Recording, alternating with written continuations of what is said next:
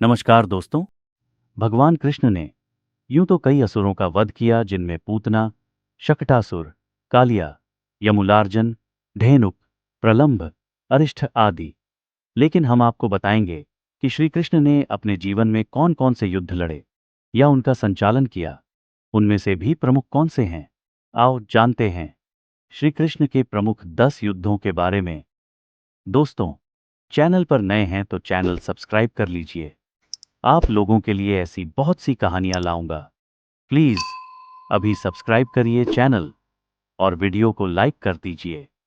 Comment में जय श्री कृष्ण अवश्य लिखें। भगवान श्री कृष्ण 66 कलाओं में दक्ष थे। एक ओर वह सर्वश्रेष्ठ धनुर्धर थे, तो दूसरी ओर वह द्वंद्व युद्ध में भी माहिर थे। इसके अलावा उनके पास कई अस्त्र और शस्त्र थे। उनके धनुष का नाम सारंग था। उनके खड्ग का नाम नंदक, गदा का नाम कौमोदकी और शंख का नाम पांचजन्य था, जो गुलाबी रंग का था। श्री कृष्ण के पास जो रथ था, उसका नाम चैत्र, दूसरे का नाम गरुड़ध्वज था।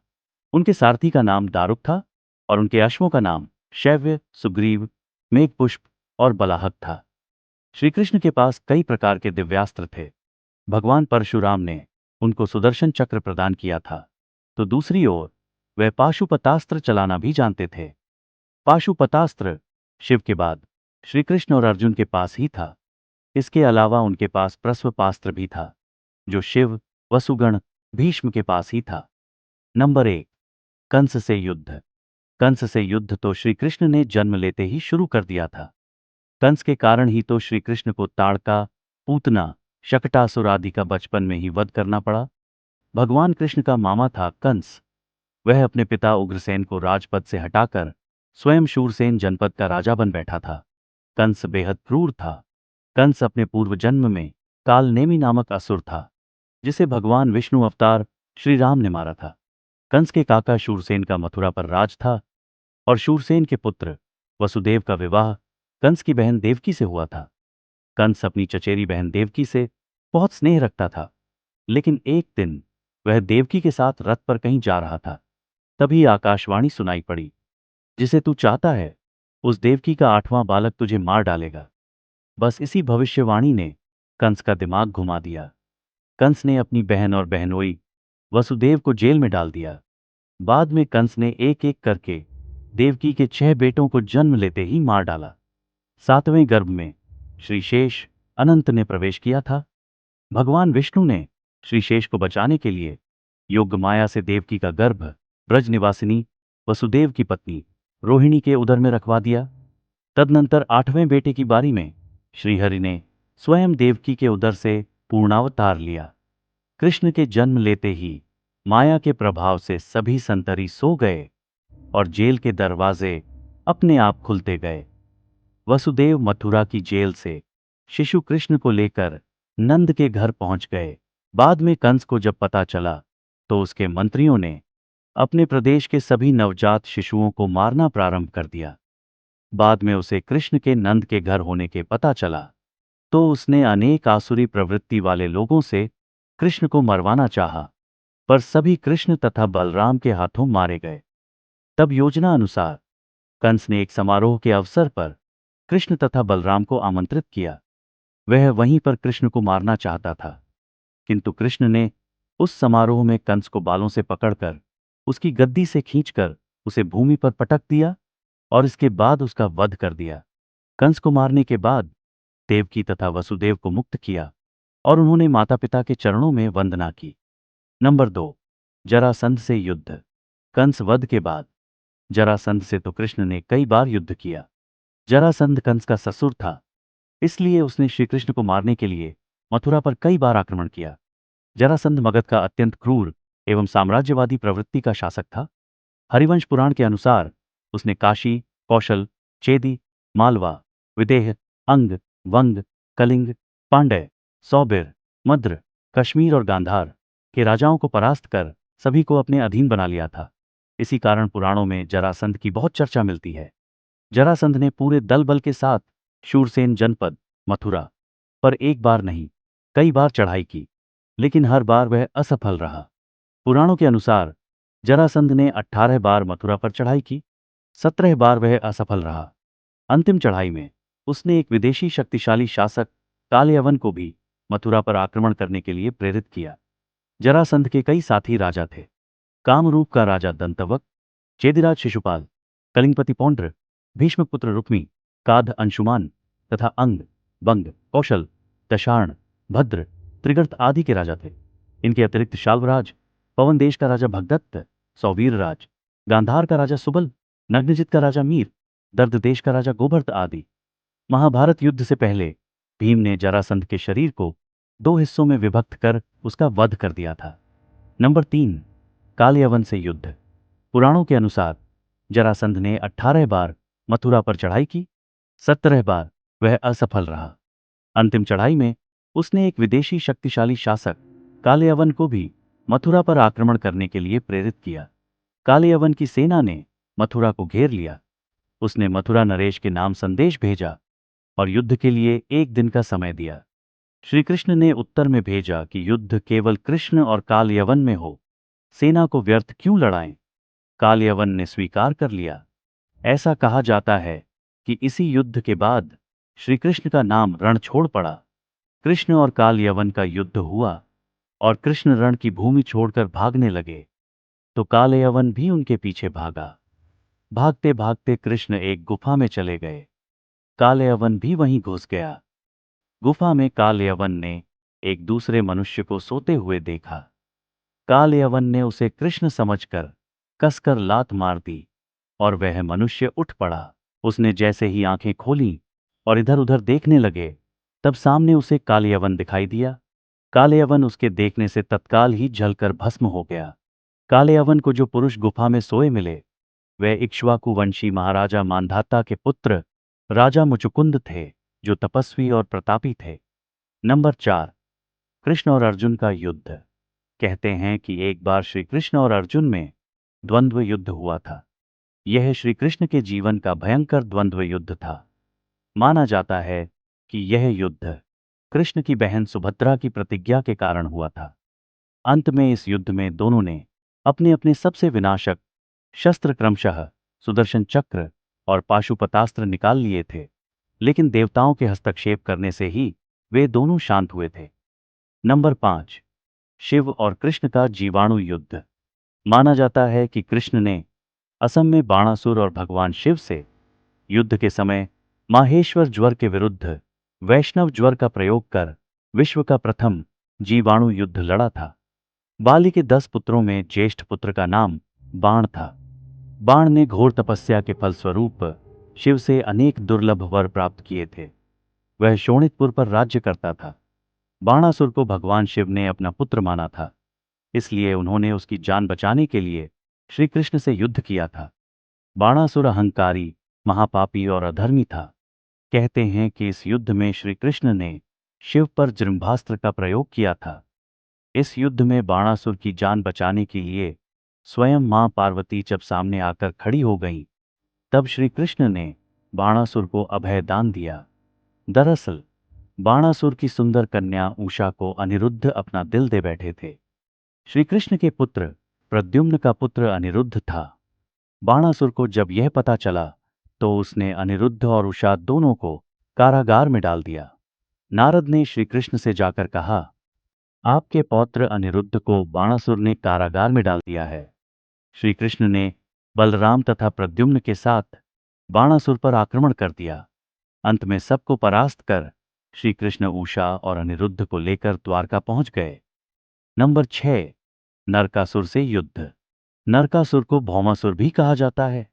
कृष्ण अपनी 8 पत्नियों के साथ सुखपूर्वक द्वारिका में रह रहे थे। एक दिन स्वर्गलोक के राजा देवराज इंद्र ने आकर उनसे प्रार्थना की, हे कृष्ण, प्रागत ज्योतिषपुर के दैत्यराज भौमासुर के अत्याचार से देवतागण त्राहि त्राहि कर रहे हैं। क्रूर भौमासुर ने वरुण का छत्र, आदित्य के कुंडल और देवताओं की मणि छीन ली है और वह त्रिलोक विजयी हो गया है। इंद्र ने कहा, भौमासुर ने पृथ्वी के कई राजाओं और आमजनों की अति सुंदर कन्याओं का हरण कर उन्हें अपने यहां बंदी गृह में डाल रखा है। कृपया आप हमें बचाइए प्रभु। इंद्र की प्रार्थना स्वीकार करके श्री कृष्ण अपनी प्रिय पत्नी सत्यभामा को साथ लेकर गरुड़ पर सवार हो प्रागज्योतिषपुर पहुंचे। वहां पहुंचकर भगवान कृष्ण ने अपनी पत्नी सत्यभामा की सहायता से सबसे पहले मुरदैत्य सहित मुर के 6 पुत्रों ताम्र, अंतरिक्ष, श्रवण, विभावसु, नभश्वान और अरुण का संहार किया। मुरदैत्य का वध हो जाने का समाचार सुन भौमासुर अपने अनेक सेनापतियों और दैत्यों की सेना को साथ लेकर युद्ध के लिए निकला। भौमासुर को स्त्री के हाथों मरने का श्राप था, इसलिए भगवान श्री कृष्ण ने अपनी पत्नी सत्यभामा को सारथी बनाया और घोर युद्ध के बाद अंत में कृष्ण ने सत्यभामा की सहायता से उसका वध कर डाला। इस प्रकार भौमासुर को मारकर श्री कृष्ण ने उसके पुत्र भगदत्त को अभय दान देकर उसे प्रागज्योतिष का राजा बनाया। भौमासुर द्वारा हरण कर लाई गई 16,100 कन्याओं को श्री कृष्ण ने मुक्त कर दिया। ये सभी अपहृत नारियां थीं या फिर भय के कारण उपहार में दी गई थी और किसी और माध्यम से उस कारागार में लाई गई थी। वे सभी भौमासुर द्वारा पीड़ित थीं, दुखी थीं, अपमानित, लांछित और कलंकित थीं। सामाजिक मान्यताओं के चलते भौमासुर द्वारा बंधक बनाकर रखी गईं इन नारियों को कोई भी अपनाने को तैयार नहीं था। तब अंत में श्री कृष्ण ने सभी को आश्रय दिया और उन सभी कन्याओं ने श्री कृष्ण को पति रूप में स्वीकार किया। उन सभी को श्री कृष्ण अपने साथ द्वारिकापुरी ले आए। वहां वे सभी कन्याएं स्वतंत्रता पूर्वक अपनी इच्छानुसार सम्मान पूर्वक रहती थी। श्री कृष्ण ने कार्तिक मास के कृष्ण पक्ष की चतुर्दशी को नरकासुर का वध कर किया था। इसी दिन की याद में दीपावली के ठीक एक दिन पूर्व नरक चतुर्दशी मनाई जाने लगी। मान्यता है कि नरकासुर की मृत्यु होने से उस दिन शुभ आत्माओं को मुक्ति मिली थी। नंबर 7, महाभारत युद्ध। महाभारत का युद्ध 22 नवंबर 3067 ईसा पूर्व हुआ था। तब श्री कृष्ण 55 या 55 साल के थे, 56 वर्ष के थे। हालांकि कुछ विद्वान मानते हैं कि उनकी उम्र 83 वर्ष की थी। महाभारत युद्ध के 36 वर्ष बाद उन्होंने देह त्याग दी थी। इसका मतलब 119 वर्ष की आयु में उन्होंने देह त्याग किया था। आर्यभट्ट के अनुसार महाभारत युद्ध 3137 पूर्व में हुआ। श्री कृष्ण 119 वर्ष की आयु में उन्होंने देह त्याग किया था। ने यह युद्ध नहीं लड़ा था, लेकिन उन्होंने इस युद्ध का संचालन जरूर किया था। माना जाता है कि महाभारत युद्ध में एकमात्र जीवित बचा कौरव युयुत्सु था और 24,165 कौरव सैनिक लापता हो गए थे। लव और कुश की 50वीं पीढ़ी में शल्य हुए, जो महाभारत युद्ध में कौरवों की ओर से लड़े थे। कलयुग के आरंभ होने से 6 माह पूर्व मार्गशीर्ष शुक्ल 14 को महाभारत का युद्ध का आरंभ हुआ था, जो 18 दिनों तक चला था। इस युद्ध में ही श्री कृष्ण ने अर्जुन को गीता का ज्ञान दिया था। नंबर 8, चाणूर और मुष्टिक से युद्ध। श्री कृष्ण ने 16 वर्ष की उम्र में चाणूर और मुष्टिक जैसे मल्लों का वध किया था। मथुरा में दुष्ट रजक के सिर को हथेली के प्रहार से काट दिया था। कहते हैं कि यह मार्शल आर्ट की विद्या थी। पूर्व में इस विद्या का नाम कलारिपट्टू था। जनश्रुतियों के अनुसार श्री कृष्ण ने मार्शल आर्ट का विकास ब्रज क्षेत्र के वनों में किया था। डांडिया रास उसी का एक नृत्य रूप है। कलारिपट्टू विद्या के प्रथम आचार्य श्री कृष्ण को ही माना जाता है। इसी कारण नारायणी सेना भारत की सबसे भयंकर प्रहारक सेना बन गई थी। श्री कृष्ण ने ही कलारिपट्टू की नींव रखी, जो बाद में बोधि धर्मन से होते हुए आधुनिक मार्शल आर्ट में विकसित हुई। बोधि धर्मन के कारण ही यह विद्या चीन, जापान आदि बौद्ध राष्ट्रों में खूब फली फूली। नंबर 9, कृष्ण जाम्बवंत युद्ध। भगवान श्री कृष्ण का जाम्बवंत से द्वंद्व युद्ध हुआ था। जाम्बवंत रामायण काल में थे और उनको अजर अमर माना जाता है। उनकी एक पुत्री थी जिसका नाम जाम्बवती था। जाम्बवंती से भगवान श्री कृष्ण को स्यमंतक मणि के लिए युद्ध करना पड़ा था। उन्होंने मणि के लिए नहीं, बल्कि खुद पर लगे मणि चोरी के आरोप को असिद्ध करने के लिए जाम्बवंत से युद्ध करना पड़ा था। दरअसल यह मणि भगवान श्री कृष्ण की पत्नी सत्यभामा के पिता सत्राजित के पास थी और उन्हें यह मणि भगवान सूर्य ने दी थी। सत्राजित ने यह मणि अपने देवघर में रखी थी। वहां से वह मणि पहनकर उनका भाई प्रसेनजित आखेट के लिए चला गया। जंगल में उसे और उसके घोड़े को एक सिंह ने मार दिया। और मणि अपने पास रख ली। सिंह के पास मणि देखकर जामवंत ने सिंह को मारकर मणि उससे ले ली और उस मणि को लेकर वे अपनी गुफा में चले गए, जहां उन्होंने इसको खिलौने के रूप में अपने पुत्र को दे दी। इधर सत्राजित ने श्री कृष्ण पर आरोप लगा दिया कि यह मणि उन्होंने चुराई है। तब श्री कृष्ण को यह मणि हासिल करने के लिए जामवंत से युद्ध करना पड़ा। बाद में जामवंत जब युद्ध में हारने लगे, तब उन्होंने अपने प्रभु श्री राम को पुकारा और उनकी पुकार सुनकर श्री कृष्ण को अपने राम स्वरूप में आना पड़ा। तब जामवंत ने समर्पण कर अपनी भूल स्वीकारी और उन्होंने मणि भी दी और श्री कृष्ण से निवेदन किया कि आप मेरी पुत्री जाम्बवती से विवाह करें। जाम्बवती कृष्ण के संयोग से महाप्रतापी पुत्र का जन्म हुआ, जिसका नाम सांब रखा गया। इस सांब के कारण ही कृष्ण कुल का नाश हो गया था। श्री कृष्ण ने कहा कि कोई ब्रह्मचारी और संयमी व्यक्ति ही इस मणि को धरोहर के रूप में रखने का अधिकारी है। अतः श्री कृष्ण ने वह मणि अक्रूर जी को दे दी। उन्होंने कहा कि अक्रूर, इसे तुम ही अपने पास रखो। तुम जैसे पूर्ण संयमी के पास रहने में ही इस दिव्य मणि की शोभा है। श्री कृष्ण की विनम्रता देखकर अक्रूर नतमस्तक हो उठे। नंबर 10, पौंड्रक कृष्ण युद्ध। चुनार देश का प्राचीन नाम करुप देश था। वहां के राजा का नाम पौंड्रक था। कुछ मानते हैं कि पुंड्र देश का राजा होने से इसे पौंड्रक कहते थे। कुछ मानते हैं कि वह काशी नरेश ही था। चैदी देश में यह पुरुषोत्तम नाम से सुविख्यात था। इसके पिता का नाम वसुदेव था, इसलिए वह खुद को वासुदेव कहता था। यह द्रौपदी स्वयंवर में उपस्थित था। कौशिकी नदी के तट पर किरात, वंग एवं पुंड्र देशों पर इसका स्वामित्व था। यह मूर्ख एवं अविचारी था। पौंड्रक को उसके मूर्ख और चापलूस मित्रों ने यह बताया कि असल में वही परमात्मा वासुदेव और वही विष्णु का अवतार है, मथुरा का राजा कृष्ण नहीं। कृष्ण तो ग्वाला है। पुराणों में उसके नकली कृष्ण का रूप धारण करने की कथा आती है। राजा पौंड्रक नकली चक्र, शंख, तलवार, मोर मुकुट, कौस्तुभ मणि, पीले वस्त्र पहनकर खुद को कृष्ण कहता था। एक दिन उसने भगवान कृष्ण को यह संदेश भी भेजा था कि पृथ्वी के समस्त लोगों पर अनुग्रह कर उनका उद्धार करने के लिए मैंने वासुदेव नाम से अवतार लिया है। भगवान वासुदेव का नाम एवं वेश धारण करने का अधिकार केवल मेरा है। इन चेहरों पर तेरा कोई भी अधिकार नहीं है। तुम इन चेहरों एवं नाम को तुरंत ही छोड़ दो, वरना युद्ध के लिए तैयार हो जाओ। बहुत समय तक श्री कृष्ण उसकी बातों और हरकतों को नजरअंदाज करते रहे। बाद में उसकी ये सब बातें अधिक सहन नहीं हुई। उन्होंने प्रत्युत्तर भेजा, तेरा संपूर्ण विनाश करके मैं तेरे सारे गर्व का परिहार शीघ्र ही करूंगा। यह सुनकर पौंड्रक कृष्ण के विरुद्ध युद्ध की तैयारी शुरू करने लगा। अपने मित्र काशीराज की सहायता प्राप्त करने के लिए वह काशीनगर गया। यह सुनते ही कृष्ण ने ससैन्य काशी देश पर आक्रमण किया। कृष्ण आक्रमण कर रहे हैं, यह देखकर पौंड्रक और काशीराज अपनी अपनी सेना लेकर नगर की सीमा पर आए। युद्ध के समय पौंड्रक ने शंख, चक्र, गदा, धनुष, वनमाला, रेशमी पीतांबर, उत्तरीय वस्त्र, मूल्यवान आभूषण आदि धारण किया था एवं वह गरुड़ पर आरूढ़ था। नाटकीय ढंग से युद्ध भूमि में प्रविष्ट हुए इस नकली कृष्ण को देखकर भगवान कृष्ण को अत्यंत हंसी आई।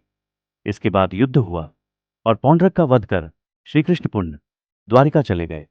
बाद में बदले की भावना से पौंड्रक के पुत्र सुदक्षण ने कृष्ण का वध करने के लिए मारण पुरस्चरण किया, लेकिन द्वारिका की ओर गई वह आग की लपट रूप कृत्या ही पुण्य काशी में आकर सुदक्षिणा की मौत का कारण बन गई। उसने काशी नरेश पुत्र सुदक्षण को ही भस्म कर दिया। वीडियो कैसा लगा कमेंट करके हमें जरूर बताएं। वीडियो को लाइक शेयर तो आप लोग कर दिए होंगे, चैनल तो जरूर सब्सक्राइब किए होंगे, नहीं किए तो अभी कर दीजिए।